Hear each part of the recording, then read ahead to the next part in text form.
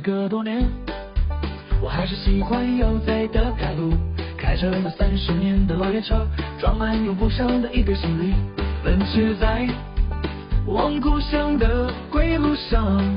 今天的天气好晴朗，乡间的小路很清爽，看见前方路边有一位姑娘，听一笑问她要不要搭便车，左右右呀呀呀，哎呦呦呦。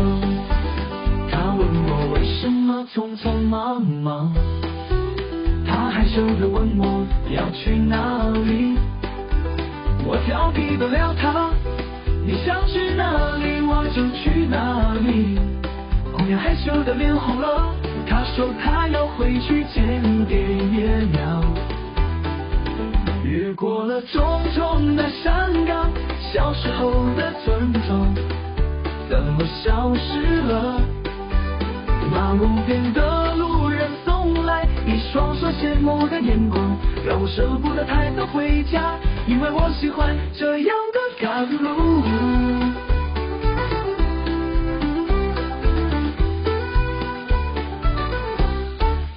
今天的天气好晴朗，乡间的小路真清爽，看见前方路边有一位姑娘，听一笑问她要不要搭便车，左右右呀呀呀，哎呦呦呦。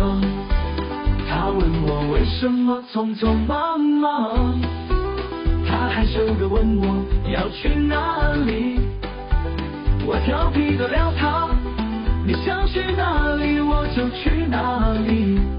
姑娘害羞的脸红了，她说她要回去见爹爷娘。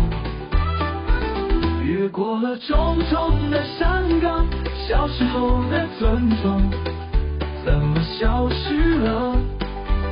马路边的路人送来一双双羡慕的眼光，让我舍不得太早回家，因为我喜欢这样的赶路。